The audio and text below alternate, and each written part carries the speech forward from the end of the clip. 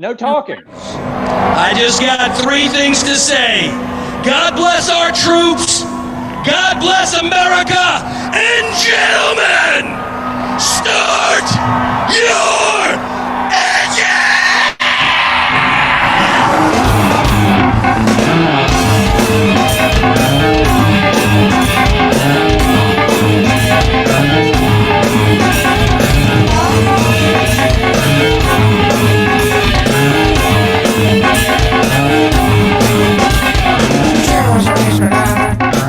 Well, hello there, and welcome to week 6. It wouldn't be a Pistons and Politics. Hey, It wouldn't be Pistons and Politics. We are going to have to get to week 10 before there is not a technical issue. That's my prediction. The first 10, what are we doing, guys? We're just burning them up. But anyway, week 6. Welcome to Pistons and Politics, thoughts from the intersection of motors and state with my co-hosts, Brian Armbrust. Say hello, Brian. greetings, programs. And also Ed Goodman. Hello, Ed. What up, bots? Hey, man. And I wanted right up top, I wanted to hip you the fact that Ed has been writing a blog. It is edifying. You should check it out. It is called epluribusgoodman.com. That's epluribusgoodman.com. And also, we have been archiving what we've been doing here on YouTube, on a YouTube channel cleverly called Pistons and Politics on YouTube. So you too can go there and check that out. We've got 4 weeks that are archived. Week 5 will go up tonight, I promise. And then this one will go up as well later. But it has been a big week, y'all. It was a big week. It was throwback week in NASCAR. Brian, what were we doing in IndyCar? We were at the beautiful, wonderful circuit of Indianapolis Grand Prix course, and we had IMSA at Laguna Seca, California. 3 Monterey. awesome tracks here in America, and just a whole lot of fun. And yeah, some really good stuff, some intense stuff going on in racing right now, if you're paying attention. And if you're not, we will tell you about it. So they're at Darlington this week in NASCAR. All 3 series, trucks, Xfinity, and the Cup cars. I happened to watch trucks because my guy, Bubba Wallace, was racing in the number 1 Toyota truck. And yes, they do race trucks. They're pretty wild looking. And they were racing him there. And he had an interesting race. He finished 7th. He qualified 15th for moonlighting there in the truck series. Not that shabby. And Christian X wins it. The way NASCAR works, you got kind of a really developed ladder system, which, I think IndyCar is definitely trying to develop again. And Formula One has a very established ladder system. But in NASCAR, there's things below that, but the top 3 series are trucks, then you go to Xfinity, and then you go to Cup, and all 3 were at Darlington this week. So they had the Buckle Up 200, guys. The Buckle Up 200 at Darlington. Sponsored It's a good name by, for the Southern fans. Yeah, I don't exactly. They're like Buckle up! We're still doing please wear your seatbelt campaigns. Yes. It's a reminder for when they leave the circuit. Exactly. Don't tell me what to do. Exactly. But it was good. Love you, Southern fans. And then Bubba got some really good practice and had a great run. It was super cool, y'all. I actually listened to it on radio because I happened to be at work. I listened to it on radio and I was able to watch lap times, and it was so cool to see how everything fluctuated over a run. You could just really pick out in the trucks. It's very obvious because those trucks are falling off like 2.5 or 3 seconds a lap as they go through a run, and you just watch some of the trucks only fall off 1.5 seconds, and they just float right up to the top, as they run. And anyway, so it was cool. It was fun, and I learned a lot. And then Xfinity was a very exciting race. I don't know if anybody got to see the ending of that one, but it starts our conversation on what's been going on in NASCAR with contact, with wrecking people for the win and all this kind of thing. I will skip just to the last lap on, and I don't know who sponsored the Xfinity race, but maybe that was the Buckle Up 400. I don't know. But they had to buckle up because It was the user blinker 400. use your or 300. blinker. Use your blinker 400 exactly. Yeah. So there's just some really great racing going on in that series with this old car, and they're having great races pretty on the regular. And this one ended up, you had one of the NASCAR guys, Kyle Larson, coming down to race in the Xfinity Series, which they're allowed to do, I think, 4 or 5 times a year. He came down there to do that. And John Hunter Nemechek, who is one of the top guys in Xfinity proper, they were racing for the win. And did you see it, Brian? Did you see that? I saw the end. Mhm.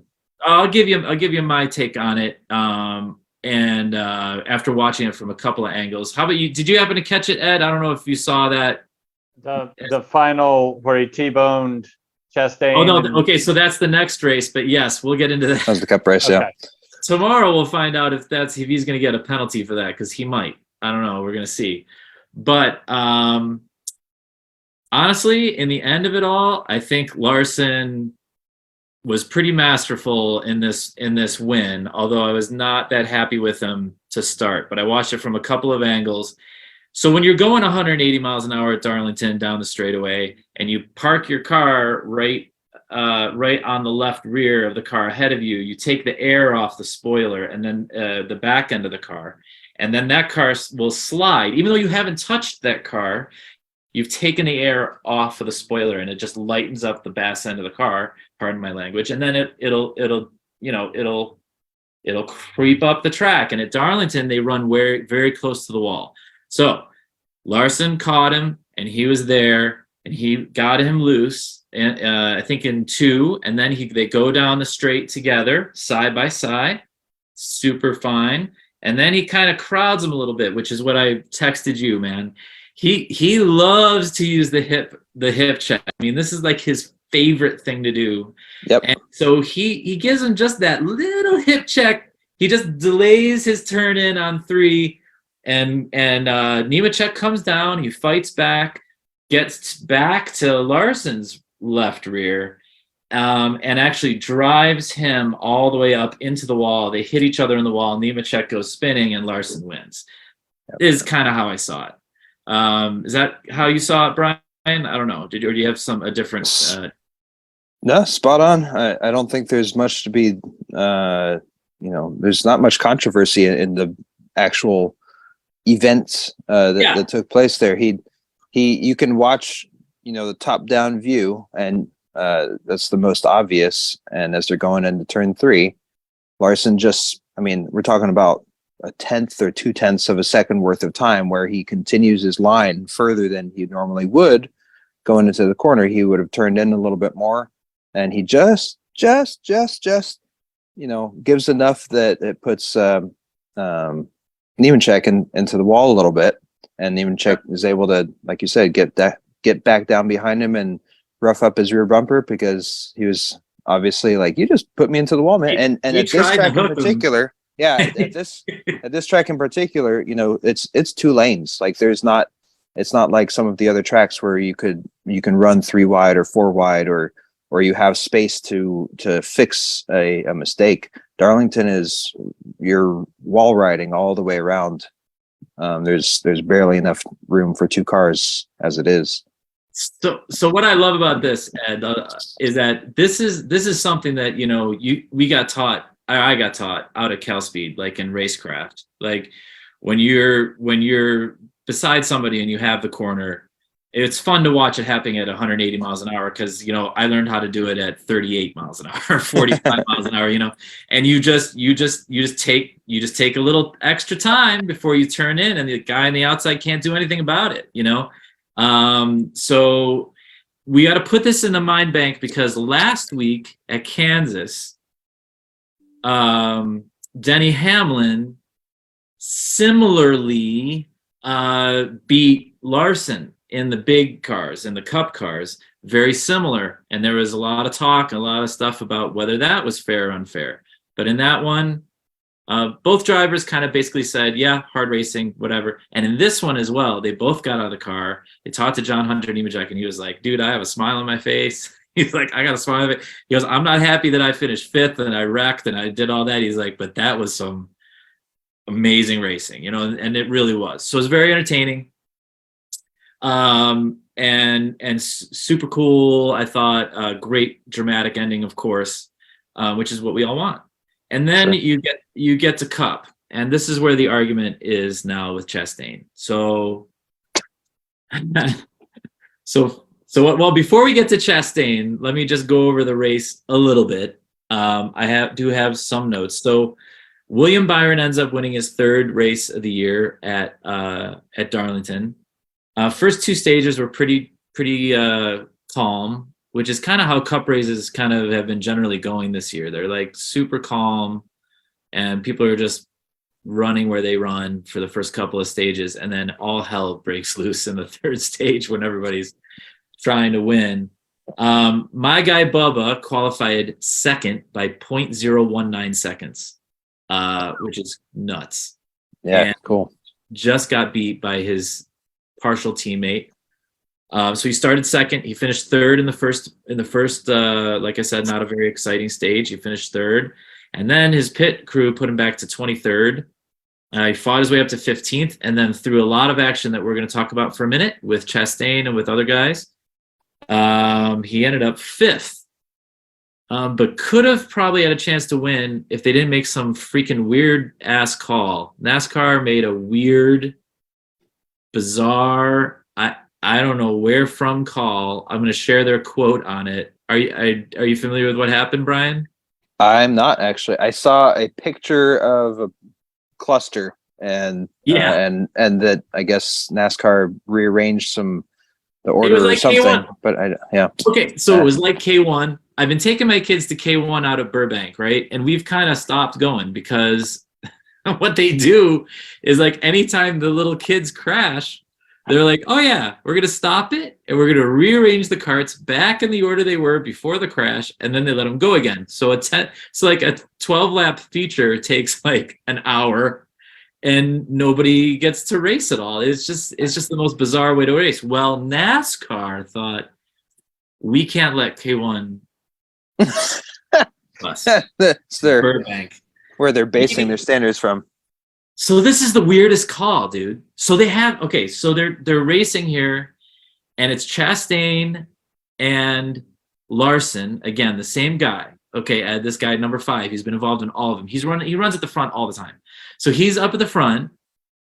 Bubba starts 7th in this particular restart, and I think everyone kind of knows they're going to wreck each other. I mean, they're hoping they're not, so Chastain ends up just overdriving it because that's what he does, and I have my opinion about him. But he overdrives it, ends up on the nose of the 5, and there's a wreck, and everybody wrecks, and except Bubba and like I forget the other guys, like the 38, some other guys, like 3 guys go down low and go around it, right? And almost always, I mean, I don't know anything different. When everybody wrecks and you drive around it, like You get the spot. you get that spot. I mean, that's what you do. Well, in this case, they said, Brian, that 3 of the cars, Elliott, the number 4, which is who's number 4? Sterling Marlin. No, Freaky Fast. Freaky Fast. He's going to retire this year. I can't believe Kevin Harvick. Yeah. Kevin Harvick. So Harvick, Elliott, and one other car that I'm not remembering right now. They said that they weren't involved in the crash, and that they slowed, that they kept their speed up. So Bubba and the other drivers passing them, they officially said that like they were going to go back to the scoring loop before the yellow to reset the field. So they put him back. They put him back to 7th. So for the final restart, and he ends up 5th. But these crashed cars that had been the crash, Brian, started ahead of him, and I'm in the in-car watching, right?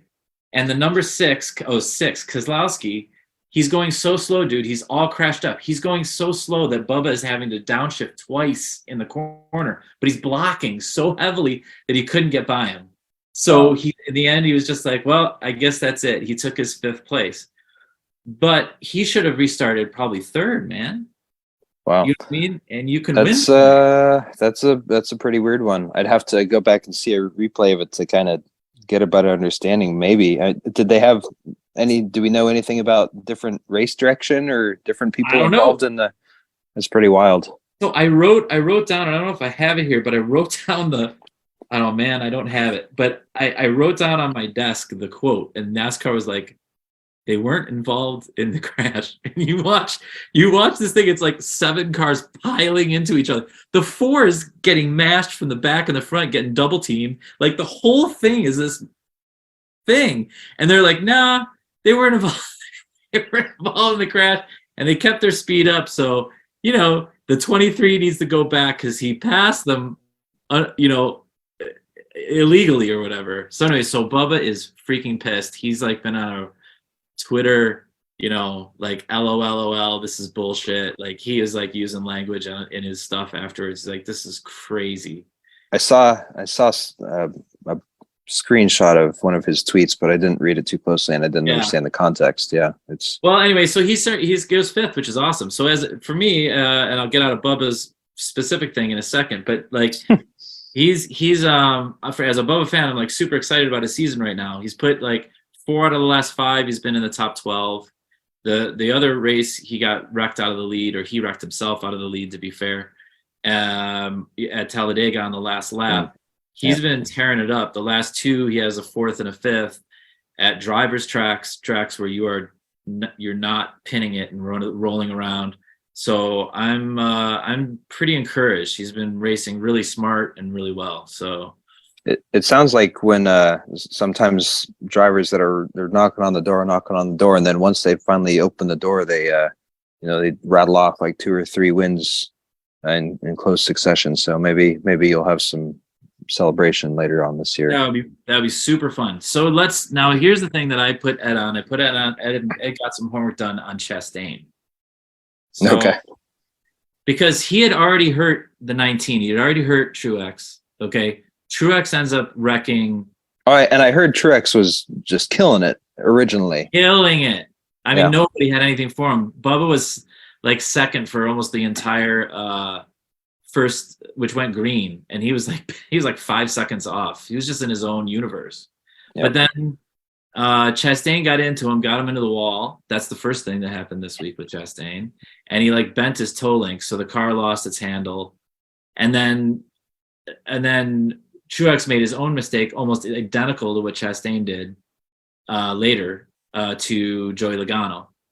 So and Joey Logano in the special Penske Donahue scheme, the AMC Matador.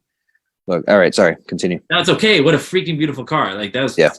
What a great car. And I don't really care that much about Joey Logano, but that car is beautiful.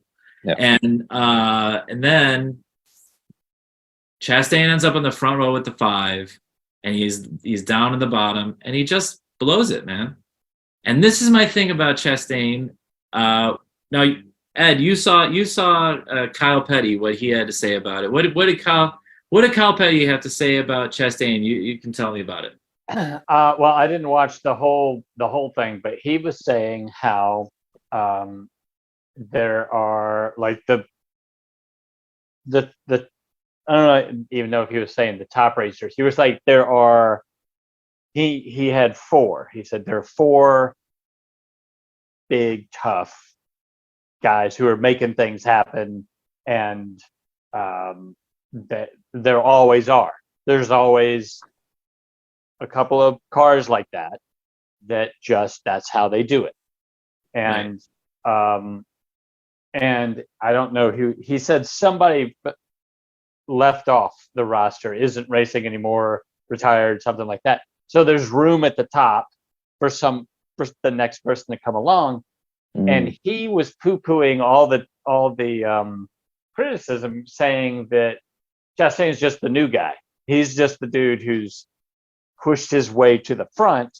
And when you push your way to the front, you know, you hear about it. I was just that's the first NASCAR anything I've ever watched in my life, so I have no idea. I grasped the ideas that he was giving forth, so I figure I was getting an education, but I don't know anything from anything. Well, the But names. Well, I think, you know, to some extent that's true. I would agree with Kyle. Like, you know, I mean, you know, and I've never raced NASCARs. He's raced NASCARs. Of course, he's got something to say. It comes from NASCAR royalty, but he thinks that he's just a hard charger, and that you know, in the line of, and this is where I'm going to really disagree with him, but he's like in the line of Dale Earnhardt Sr. or in the line of Rusty Wallace, and like these guys that would, you know, use the car to win. Right? They would lean on each other and they would do things to win. There's a famous quote by Dale Earnhardt Sr. where he was like, I just meant to rattle his cage, right? It's a very famous quote when he spun somebody for the win and they came to talk Terry to him. Labonte. Yeah, Terry Labonte, Bristol. that's right. Yeah, 96, I think. with 97 that, maybe. Yeah. with that big cornflakes Mhm. chicken on the front of the car. Yep. Yep. I don't know why a chicken is on a corn. I don't. But anyway, I guess it's farmers. I guess that's the deal. Or a farm. But yeah, so, you know, this is all famous, right? But the thing is, like, Dale Earnhardt Sr. is like a 7-time champion of the series. Yep. He's won like, I don't know how many races. You know, and he definitely knows what he's doing in a race car. And the way I see Chastain is that he's that guy in the middle of the B main that got a really, really fast go-kart. And he's just blowing it, and you pay. He's fast. The person you're racing, you're like, oh my god, this guy is, you know, gonna ruin my day, and then he does. And that's kind of like where I see the difference, is that I don't think he ran the 5 into the wall on purpose yesterday. I think he just blew it, and that's what he does all the time. He just blows it, and he screws up. And he says he's sorry all the time, but it's like, dude, you know, how long are you gonna say you're sorry? And then yesterday, did you see Hendrick? Brian? I did see Hendrick's comments. I mean, this is rare, Ed. This is super rare. I mean, I don't know that I've ever seen it. The owner comes out from behind the curtain and sits down and says, "We don't care that he's in a Chevy. If he's running over us, we're gonna start running over him." Like, we've got Chevy teams at each other's throats, and like Jeff Gordon looking the dourest I've ever seen him look sitting next to him. Like, they are pissed. Yeah, and he did say, like, you know, to his credit, he said Ross has got a lot of talent. He's a good driver, but he's outside of his own limits. I can't remember the exact quote, but basically he said he's used up the goodwill at this point. Yeah, I'm expecting. He ended up finishing like 29th or something in the race, and he was running, you know, in a green-white checker. He was running like second or first. So I'm expecting more of that for him, personally. I don't think they're going to let him, like the drivers, like the self-policing thing we talked about, they're going to police him. Like, I don't think this is going to be his year. The thing that gets worrisome for me in that regard is, you know, the drivers are going to, like you said, they're going to take care of things themselves to a certain extent. What you can't control is when something weird happens in a wreck and somebody gets hurt. And that's the scary thing, because weird things happen in wrecks, man. I mean, thankfully NASCAR seems to have made some changes to the car, where I haven't heard anything this year about people getting hurt like they were last year. But no, that's 100%. We go through periods where things seem very safe, and then we surprise ourselves, unfortunately, and hopefully it doesn't turn into something like that. Dude, that's 100. That's I couldn't agree more. Yeah, and I think Ross is, like, you know, he's a good personality. He's probably a really good guy, but he doesn't, to my mind, he doesn't. From what I can tell, I just think I don't know how old is he? he's pretty know? young. I think he's about the same age as Bubba. I think they're very close, like 28, 29. Like, oh, well, that's not that young anymore for some of these guys. I mean, the way that he seems to drive, and I don't watch super closely, but the way he seems to drive is like a young guy that has Yeah. too much talent and doesn't know how to, like, you look at examples like Kyle Busch, who was very, very aggressive early on. Mhm. But Kyle knew how to drive through. He would drive through people, but he didn't just outwards wreck them and wreck himself and create a Yeah. entanglement for everybody. It would be like he stood up for himself and he was a loudmouth, but it didn't turn into. I mean, no one ever got to the point where car owners were saying like, this guy needs to get his shit pushed in. Yeah. So, and when I watch Larson, a lot of people are arguing online. A lot of people. I'd like that one. But Larson, when you look at Larson, I haven't appreciated some things that he's done to drivers that I like, but the guy is in control of what he's doing, at least. And that is a huge difference to me. Is like whatever Larson does, he's doing, I think, with a lot of consciousness. It's almost Inception like, where like you said about John Hunter Nemechek, he's going for the win, ends up wrecking and finishes, what do you say, 5th or something, like, doesn't win, not on the podium, and then he thanks him for it afterwards. It's like that was great. Like, well, because I mean, that one of them was gonna win. One of those guys was gonna. It was between the two of them, and it wasn't that either of them. It was like what they, the cliche, right? It was hard, racing for the win, and that's got to be like kind of a privilege in a way, to run with him and run that way with him together. Yeah. All right. It's just a little funny. Yeah, that's true. So, but you've had that race, right, Brian? You've had that race with somebody, right? Oh, many times. Yeah. Yep. Yeah. Many times. We had some couple characters at Cal Speed that you just always knew. We had a couple Chastains for sure. We did. We had one in particular that for any Cal Speed listeners, we had one that got kicked out near the end of Cal Speed, and just finally a little bit of a different situation where we had a explosive personality, and that's why he really got kicked out as opposed to situations on track. But definitely had to race them a certain way, know what was gonna, every time you came near them on track, you had to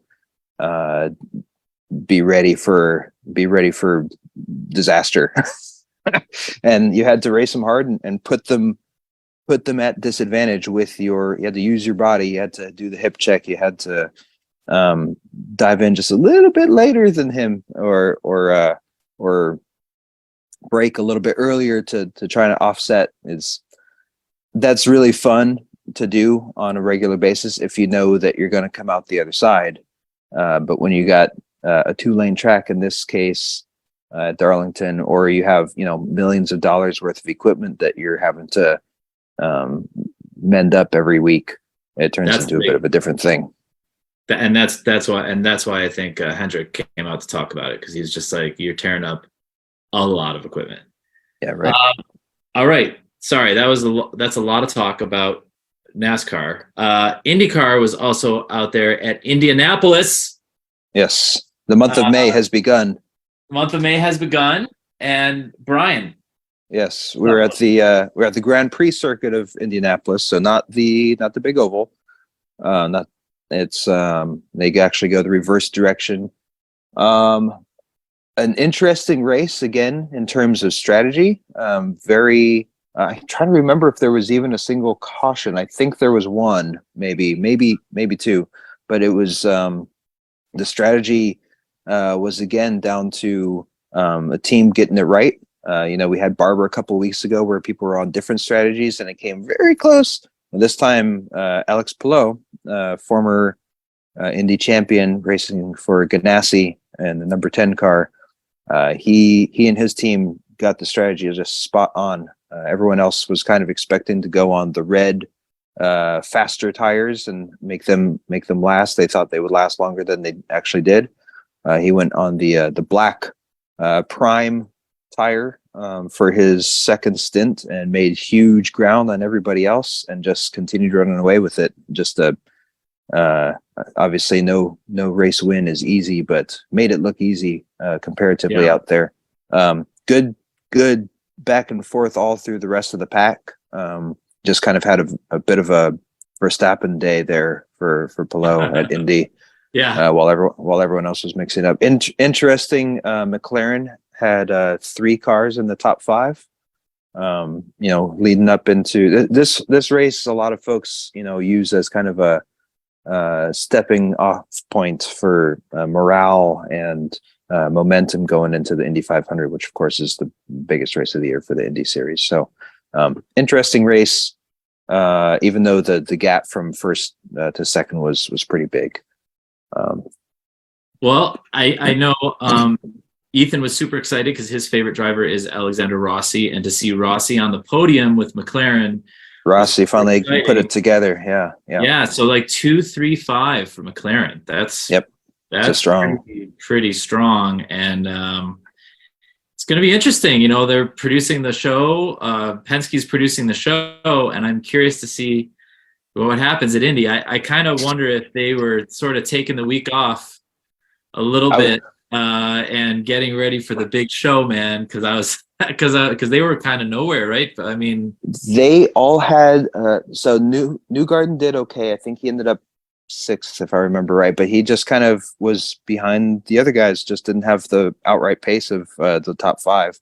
And then Will Power and McLaughlin both got. Will Power got spun at the beginning, and McLaughlin got damage on his wing, and they both had to. They both went to the very back of the pack, and Will Power got back up to went from last to I think 11th, if you remember, at the end. Yeah. And Scotty McLaughlin, who won the previous race at Barber, he went all the way back to last at the end of lap 2, I think, or something like that, and he made it back to around 11th, I think, again with Will Power, but then ran out of fuel on the last lap, it sounds like, so he ended up 16th. But the Penske guys were notably less in the picture, which is a little interesting. So might be that they're focusing more on the ovals, or Penske just hasn't been quite as strong at Indy in the last 2 or 3 years. Yeah. They had a really good run with Pagenaud back in I think was it 2019 or 2018 maybe, but trying to remember, it doesn't matter. They haven't really quite put it all together in the last couple of years.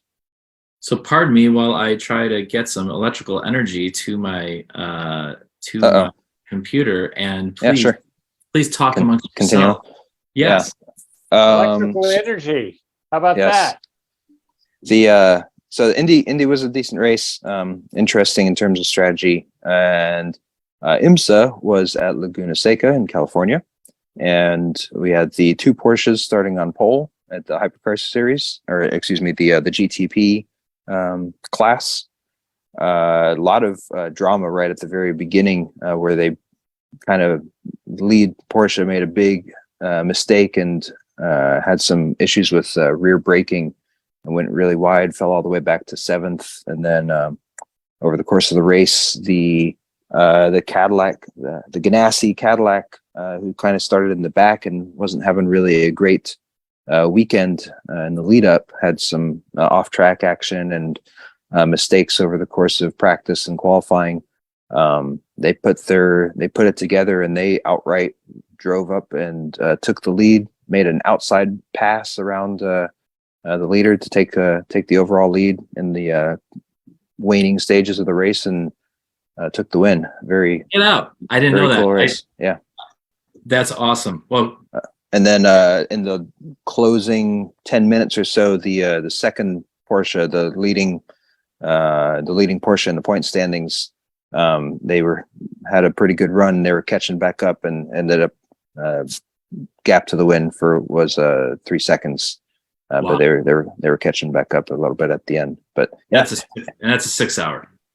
that was nope, that was a 2:45 if I remember It's a sprint, correctly. quote unquote sprint. Okay. Yeah, their next race will be the 6 hour at Watkins Glen, your home track, if I remember right. correctly. Yeah, Yes, that's right. that's in July, if I remember right. I think because a lot of these guys will be going to Le Mans next month. And they those released teams a of very drivers. cool. They released a very cool like sum up of the last year promo on the NASCAR that's going to Le Mans on the Project 56 car. If anybody can find that, it's super cool and very interesting. Like to see all the engineering that's gone into that car and like the hand build of that car and just all the things they're doing. So very, very cool. All right. Well. So that is the racing part. The Pistons part, we're going to checker flag that baby and get started on the next part of our little adventure. And we were talking. He did what in that part? What? He did what in that part? That's a old Cars joke. Oh, okay. Sorry. That's okay. And we were going to talk about in the second half is kind of this. Well, we would call it kind of, well, it's not really greenwashing. We would call it, I guess we're calling it sports washing. It's a little bit of both in this case, I think. Yeah, maybe a little both, and we'll talk about both. But especially with Formula One, which we didn't really talk about because there wasn't a race this week. But Formula One, takes place in a lot of countries all over the world, and not all of these countries are doing really nice things in the in the world. To their own people or to other people, but yet they somehow seem to maintain their ability to host these races. Now, a notable exception would be Russia, which lost their race and their driver. I think the Russian driver who is racing for Haas. Yes. When they invaded Ukraine, they lost their race. So which is a funny story, which I won't go into right now. But okay, well, I guess this is the line. The line is everything is fine, no problem, guys. Cool, keep the race as long as you don't invade your neighbor. So I guess that's the red line right now. But yeah, Brian. You brought it up as a subject. I think it's a really interesting one. Yeah, there's so to clarify a little bit on terminology here. So greenwashing is if we're going to get into this, greenwashing is kind of the idea that normally corporations, companies are trying to advertise that their product, their service, their whatever is an environmentally friendly option, whatever that thing may be. However, what they've really done is they've packaged it in a warm and cuddly exterior, whatever that thing is, and it's actually not really all that great in terms of how it's impacting the environment and impacting potentially, the workforce that's involved in said product or service. Wait. Here we go. Point of clarification. Are you telling me that corporations of course not. are somehow misleading us with their good intentions toward society? Ed, I'm gonna blow your mind here. Have you heard of this concept of, it's called advertising? What? But greenwashing is a slightly new term that's kind of arisen in the last 5 to 10 years in particular. I think the idea has been around for a long time, but it's that phrasing is a little bit new because as we see the impacts of humans on the environment, especially as these things accelerate with climate change and the loss of biodiversity and weather events and fires and all this fun apocalyptic stuff. We see companies starting to actually, some really trying to make a positive change in how they conduct their business. But there are a lot that are realizing that they can simply put their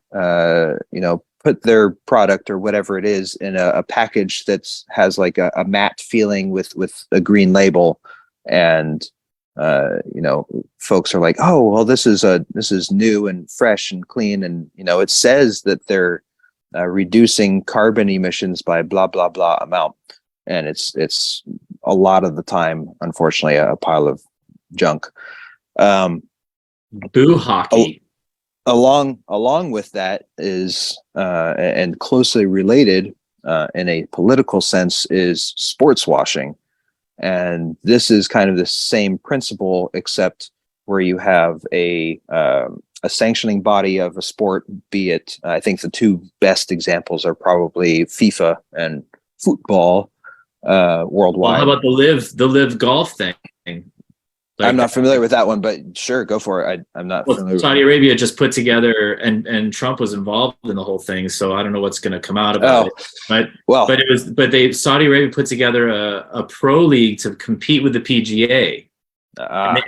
They paid them. They could of course afford to pay them huge amounts of money, and then they're like, we're going to compete with the PGA, and we're going to bring golf over, and Tiger didn't do it, but I'm saying, but their dream was that Tiger Woods would be like, hitting a golf ball in Saudi Arabia, and that would make everything okay. So, Jeremy, before we go further down that route, you need to get a swear jar or something to have in the background. You said the T word, and you said on the episode 1 that you were never going to mention that guy. Oh God, dang it! Yep. So, all right. I think this needs to be a feature of the show, where you have a swear jar behind you on the shelf. Yes. We label it with a big orange T, and you got to put $1 in or something. Yep. Something. Yeah, I go to the penalty bin. All right. That's I'm going it. to mute myself. You and meatball flag. So same thing going on there with golf. FIFA's really, there's a interesting documentary series on FIFA's involvement and how there's a lot of corruption in that entity, and how the World Cup uses, you can't really even say borderline slave labor to build their stadiums and all this fun stuff. But we're talking about racing. And Formula One, as you mentioned, Jeremy, is one of perhaps the worst purveyors of corruption in the political atmosphere, in a lot of different ways. And it's a sad topic for somebody that loves racing as much as I, but it's an important one. And since you mentioned Saudi, there's a lot of these things that come back to that little country with the green flag. In two specific cases or a couple of interrelated cases that I wanted to bring up. A miniature history lesson going all the way back to 1960 with the advent of OPEC, the Organization of Petroleum Exporting Countries. These were the main exporters of fuel and petrol back in the 60s that got together and wanted to create a consortium, a partnership where they could have some political and economic power worldwide, and they weren't continuously getting kind of shafted by the colonial, traditional colonial powers. But they worked together with the Americans in 1973. And we have the creation of what we kind of call colloquially the petrodollar, where all the companies and nationalized, some nationalized, some corporate oil producers all agreed that they're going to use the dollar to trade in energy, to trade in oil worldwide, and that has that was decided in part because the dollar had been based on gold previously. And we had gotten to a point where we have all the gold in the world.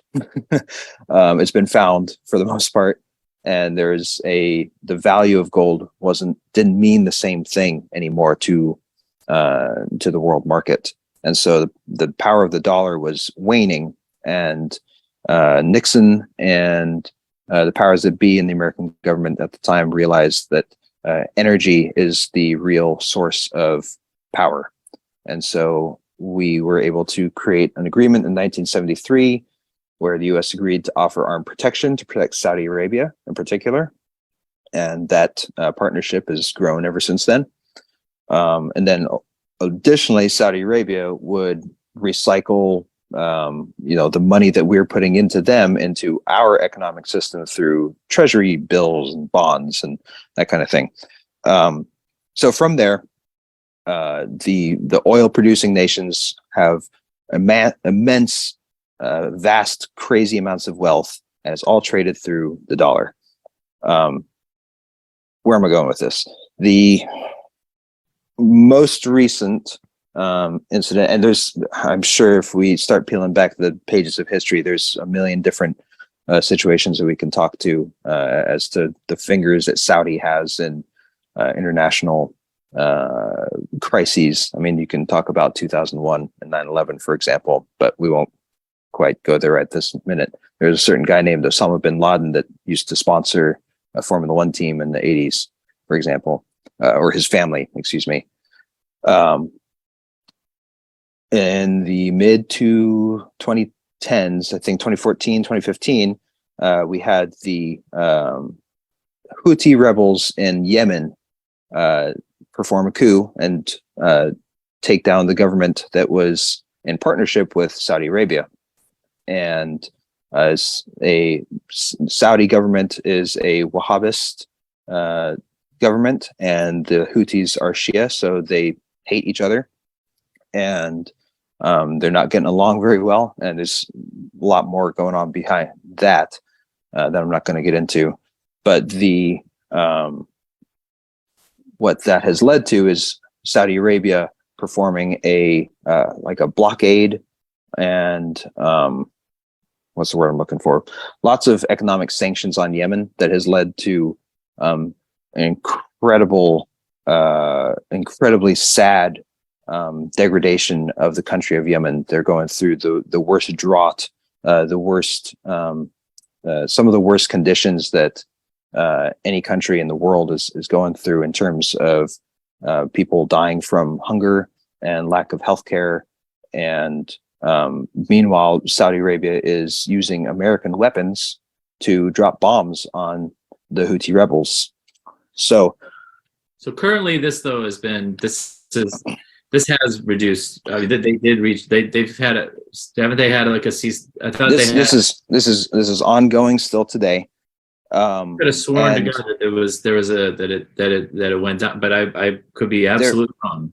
So if there have been any developments in the last year, that would be news to me. But the reason why I'm building to this it doesn't matter. It was going on for years and years. It's been going, yeah. And the reason I'm building to this is last year it blew up right in Formula One's face. So last year was the second year at the Saudi Grand Prix in Jeddah, and during the practice session on it was either Friday or Saturday, there was a Houthi bombing of a fuel tank, fuel depot, something like that, within visual distance of the racetrack during a practice session.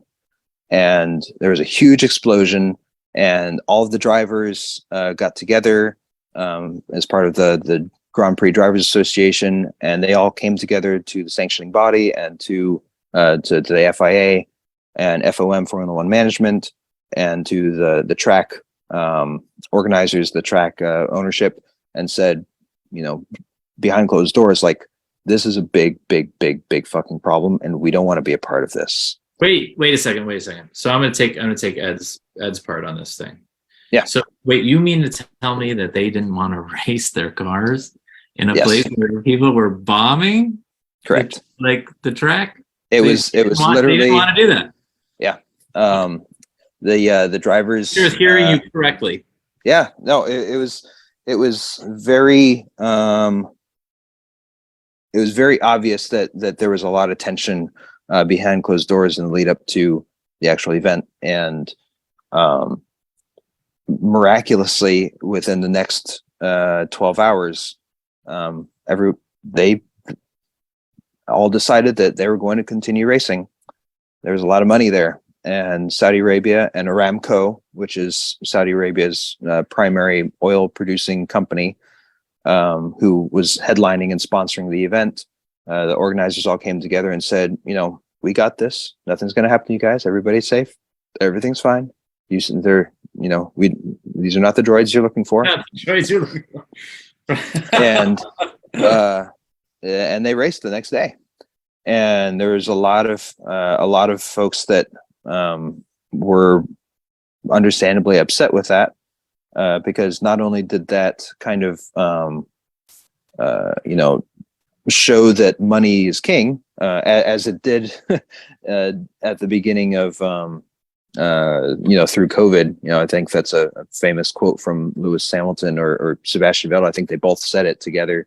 Money's king. So these events are going to continue on, whether almost regardless of what's going on, aside from if you invade your neighbor country. But not only if you invade your neighbor country, also that the rest of the world decides that you're the bad guy in this scenario, as it has in Russia.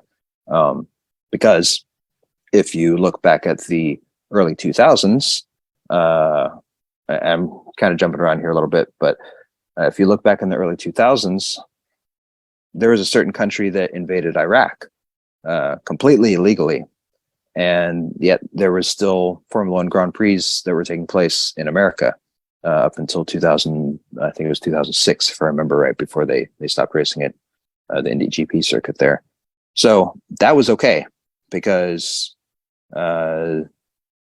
reasons, which we can get into. There's a political, it's a political and media conglomerate that decided together that these things are okay, but these things are not. Well, sure, the United Nations decides that every day. So right. You have 250 nations, however many nations condemning Russia, and you have a large consortium of nations that were not condemning the United States for what they did in Iraq. You know what I mean? So that seems to be. I'm not saying that's right, but that's definitely where the national is at. Yeah, I won't get on my soapbox on that just yet in regards to what's okay but what's not. Going back to Saudi for a moment, though, the other thing that Saudi is very well known for is their kind of very medieval form of law and order. Last year, not last year, I think it was just a couple months ago even. My page just refreshed. Brother, they do public beheadings and hangings and stuff. Yes. Yeah. There was within the last year, the Saudi state executed 81 men in one day, right after last year's Grand Prix, where there was that Houthi attack and bombing. And there's an article in The Guardian.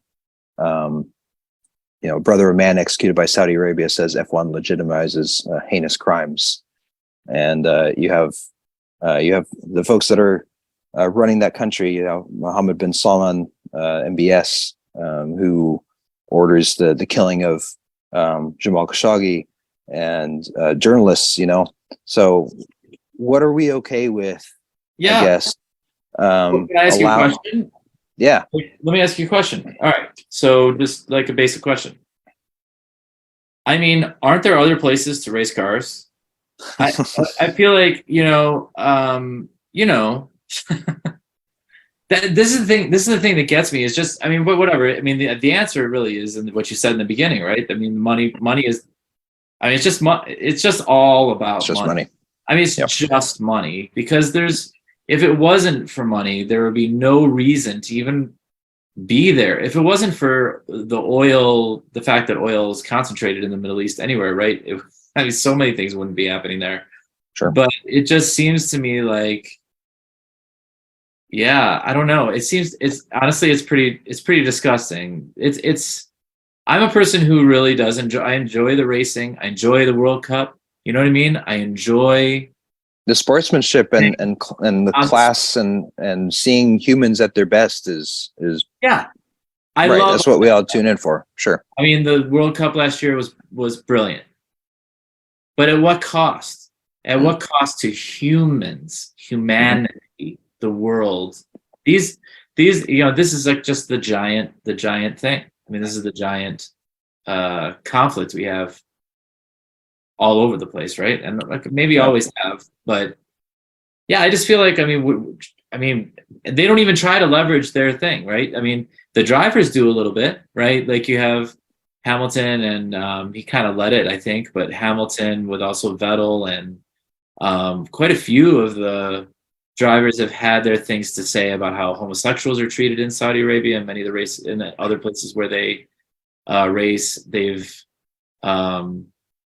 the Black Lives Matter thing and what was going on in the States. I think they knelt all of 2021 maybe, but then I know this year they outlawed it. The FIFA or the FIA outlawed personal. They came out with the rule that that the drivers need to basically shut up. And I mean, I think so. In this case, with the FIA's ruling on that, I know reading a couple of interviews from the drivers, they know that it's a shot across the bow, because if there's something that Lewis Hamilton decides to speak on, I think he's going to do it because he's Lewis Hamilton and he's a 7-time champion and he has a gazillion dollars and he can live with that. But somebody like Yuki Tsunoda, the little Japanese driver, who's making $1 million a year, and will be replaced in a moment's notice, he does not get to say anything. I mean, it's kind of a microcosm of the same law and order of governments where if you don't attach a percentage or a percentile to how you fine and how you interact with the populace, the rules and laws are for us poor bastards at the bottom, whereas the rich can do whatever they want. Yeah. So that's kind of go for it, Ed. So Ed, we want to hear 5 minutes from you, Ed. Okay. Well, at the core of all these things, from the oil to the sports to the political on these, yes, but it's always but, and then we're going to go ahead and do what we want to do. Sure. And I'm quoting Jessica Wildfire today. She's a writer on Medium that I follow. At no point does anybody say, hey, maybe we should consume less. Maybe it's okay to give up something. Maybe it's okay to not have something anymore. But that doesn't jibe with unlimited growth, with the unlimited growth of the fourth quarter, of the third quarter, of the stock, of the boards, of the CEO pay. This I should write this somewhere, but in nature, unlimited growth is called cancer. It's called kudzu. It's called weeds. There are things in nature that viruses that replicate so fast that they overwhelm the host. and they kudzu kills everything it grows on. Cancer eventually kills the host, viruses. And the idea that business or resources or production or whatever can have an endlessly growing, it just doesn't make any sense. Like the planet everything else is finite, right? It's a falsity. Yeah.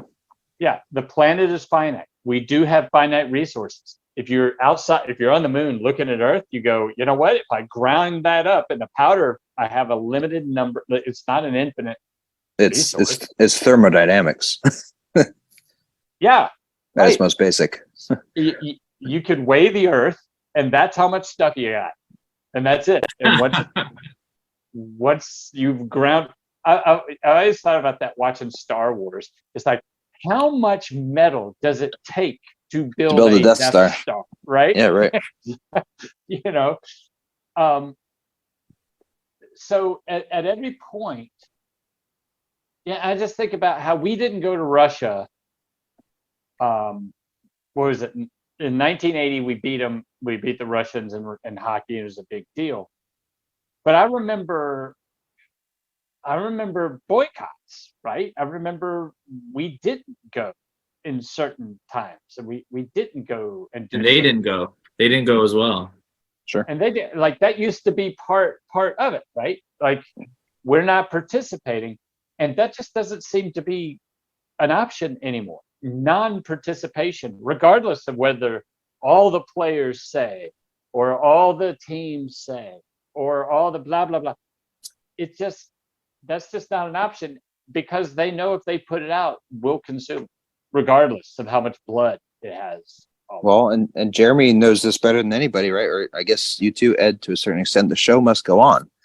Right. It's the principle here being that you, as soon as it stops, the house of cards falls apart, because you shut down one act of the play, and then the whole play is broken.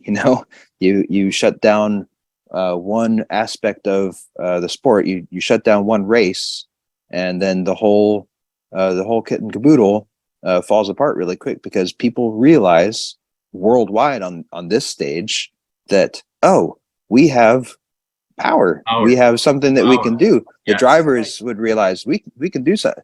NASCAR did this back in, I don't remember the year, I want to say it was the 50s or 60s or something, where the drivers formed a strike against Bill France Sr. And I can't remember, 20 years ago I would know this story like to the T, but I think there's safety problems or something like that. I can't remember what it was. And the drivers all came to Bill France Sr. and said, "We ain't driving. We're scared, we're worried," something like that. And Bill France said, "All right, then, you guys go screw off. I'm going to get all the dirt track late model guys that are at the racetrack down the street, and they're going to race." And that's what they did. And he just squashed that strike overnight. Yeah. And the drivers all knew from then on, NASCAR is boss.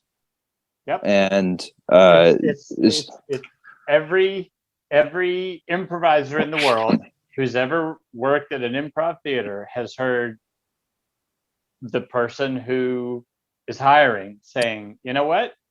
There's a line out the door of people who want your spot, and I'll put trained monkeys on that stage before I give up anything." And you see that mentality across the board. It's why the writers are on strike right now. It's why the teachers are on strike in is Oregon somewhere. It's why labor or workers, or however you want to count any union of right. Like, that's the whole point. But what does that mean? It means it's incumbent upon the people who are going to get hurt the most to make the choice to hurt themselves in order to shoot for the idea that maybe the people who could make a difference tap into their humanity and do make a difference, but how easily they don't have to, because You're replaceable. I don't care It- if you are the hottest drivers, the best of the best of the best. It doesn't matter. It does Yep. not happen. Yep. And it just makes everything suck. It really does. Well, You know? I think we've talked about this too, though, and not to get onto the the doom train, but there is a doom train rolling, I think. Anyway, I think there were some silver linings to the pandemic. One of them was not how much we value human life in this country, at least. And I think that's really reduced the amount of power that the people have, because there's at least half the country that doesn't care if 1.5 million people die. And so when they, any subject we want to talk about that has like a human core at it, where human suffering, human lives are what's in the balance, I think there's less sensitivity to all of that, based on the fact that we went through this experience, and a large portion, maybe a majority of the people, could give a swear jar, right? They could care less. And I think that it's reduced. I wonder if you did some research on that, right, with people's attitudes towards the value of human life, that I bet you that has changed somewhat. And so people, honestly, so much is going on that previously would give people pause, I believe. Whether we're talking about the gun issue, we're talking about the environment, we're talking about we're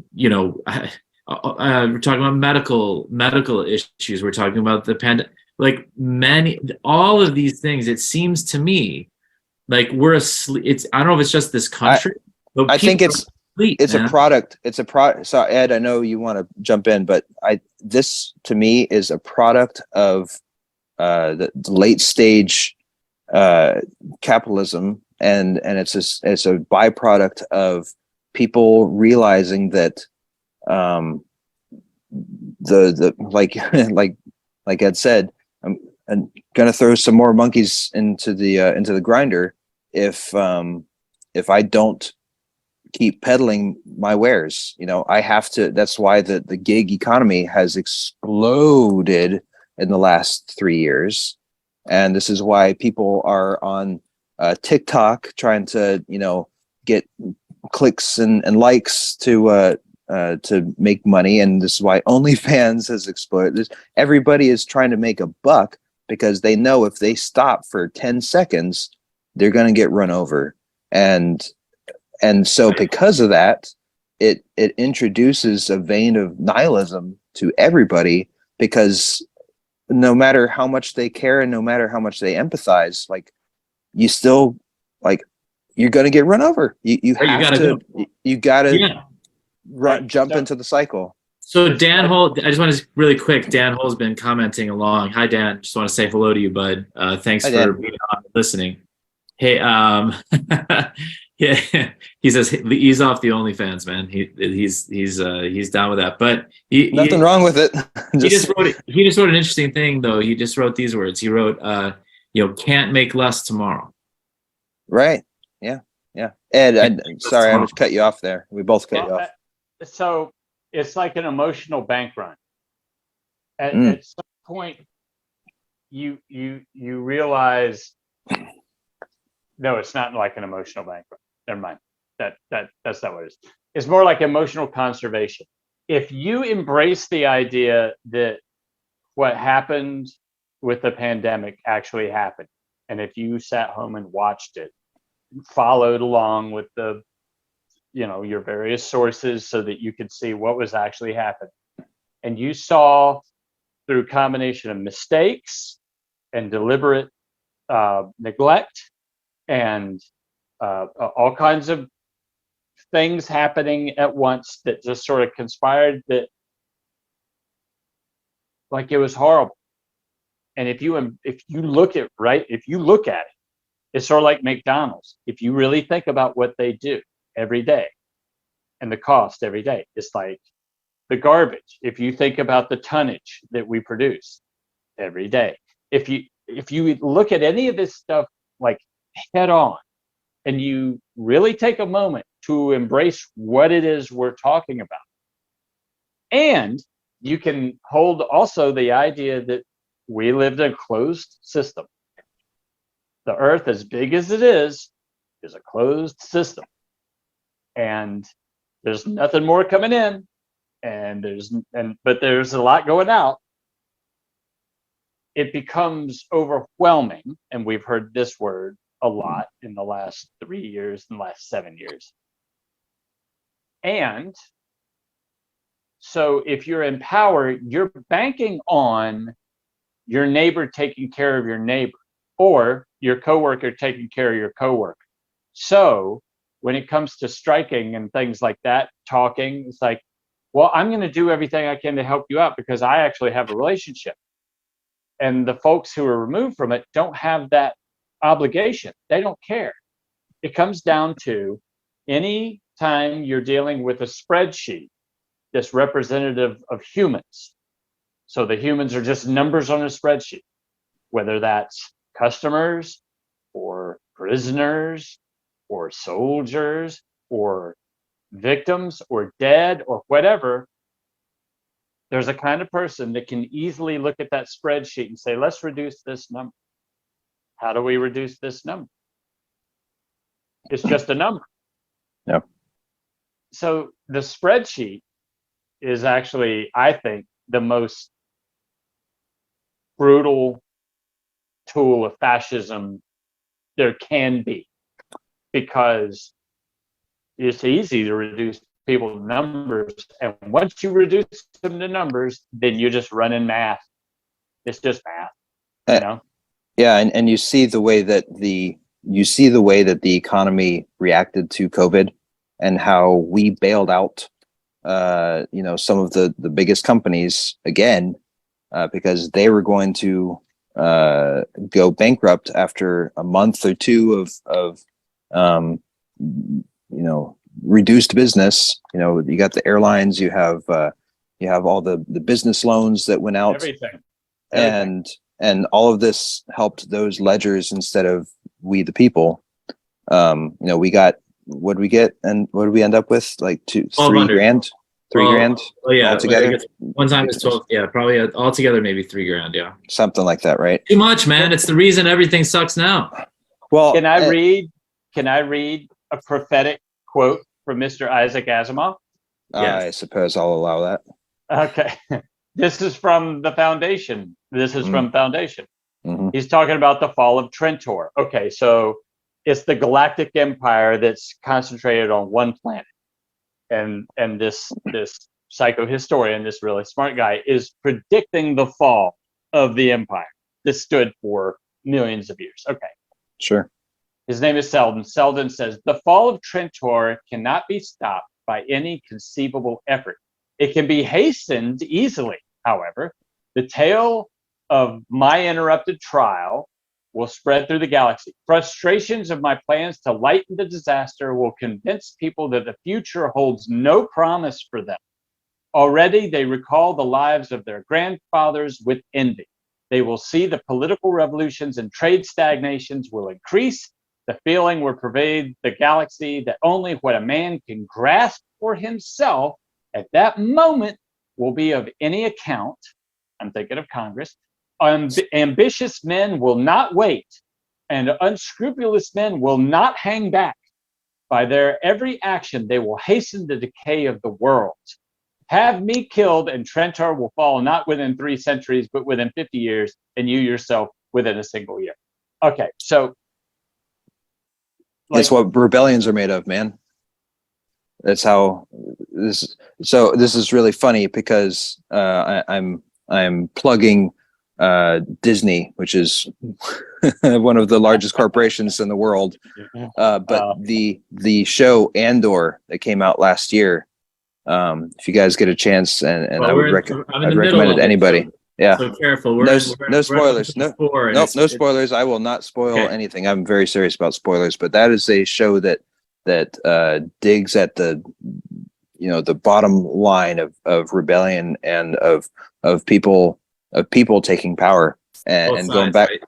Mhm. Well, and it goes into kind of the banalities of evil, and of empire, where when you look at any one individual, most people are trying to do the right thing how they best see fit.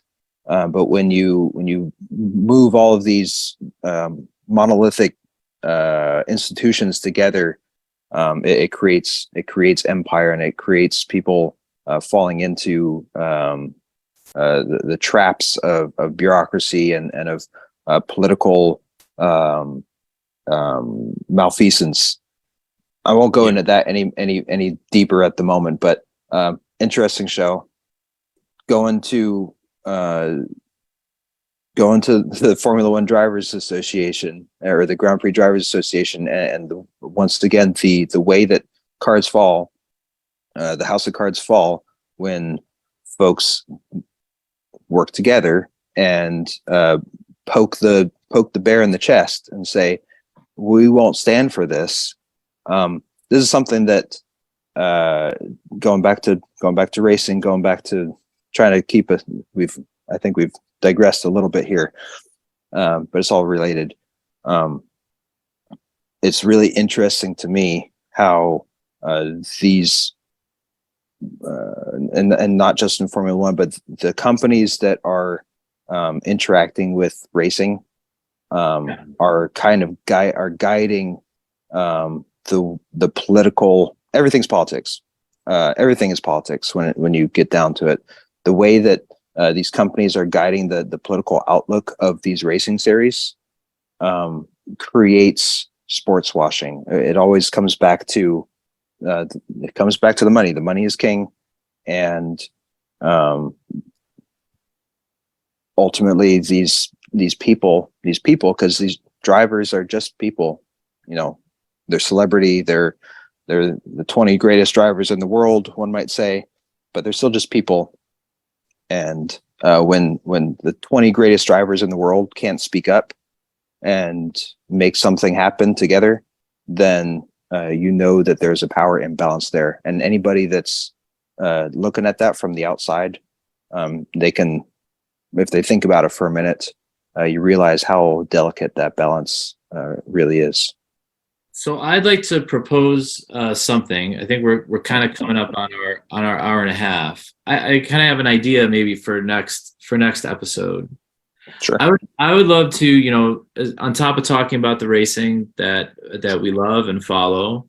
I mean, what if the second half of our show is about how do we and should we be justifying our interest in things that are corporate? So you know what I mean? Like, just to get onto that, I don't want to blow it here or get into it here, but because I'd like to maybe save that for next episode. But I have ways that I justify it to myself. You may have ways you justify yourself. I'm sure we all of us are participating in certain things. I remember Ed did, to give one example, like Ed did a show. We did a show. Is it okay that I use the name of the character, Ed? Sure, go right ahead. All right. So we did a show. Ed wrote a show called Toddler Bangs, and it was a prophetic piece of theater, honestly. And one of the things that the bits in the show that he did had to do with him being on his cell phone, being like a social activist on his cell phone about the conditions of the people making the cell phone in China. It was like this like manic circular thing, right? Yeah. And I, it's a challenging thing to, I think, rectify in one's mind, like, how much do we participate in the things that, what are we doing with our lives on the way to the apocalypse, I guess, is what, how do we justify what the decisions we make and so on and so forth. I think it'd be really interesting to chat with both of you guys about. because I struggle with that. I struggle with that philosophically at times, and For sure. and so on. So maybe we can set that up for next week. I've got a bunch of information we didn't get to get into, about. Sorry, Jeremy. No, it's okay. No. But I'm just saying, like, it's a separate subject, but it really flows from here, which is like I've got a lot of interesting stuff. Maybe folks want to come back next week talking about global warming, CO2, tonnage, what Formula One creates, what NASCAR creates, what one day of the planet creates, transportation-wise, how these things relate to one another. And that, for me, relates to why I can justify enjoying the sport. So we will get into that next time. More on the greenwashing next time instead of the sport washing. Yeah, and then exactly, we can talk about some of the greenwashing and maybe just how we work on this. How do we work on this in our own personal way with our families, with our friends, with ourselves? That I think that might be cool. So let's set that up for next week. You heard it here first, folks. Next week, the apologist episode. I won't be apologizing. Yeah. All right. So, Brian, thank you, man. You brought a lot of information today. Ed, really appreciate that quote. Can you tell us what that was from again? That was from Asimov? That's Asimov, The Foundation. Foundation, yeah. The first book in the series. Okay. All right. Well, this has been Pistons and Politics, episode 6. I think it was killer. Thank you, guys. Let's get together next week. I appreciate y'all's time. And Dan, thanks for hanging out. Tosh, thanks for hanging out. And those of you who are just watching and lurking, we thank you as well. We'll look forward to next week's chat. All right. Much love and yeehaw. Yeehaw. Peace. Yeah.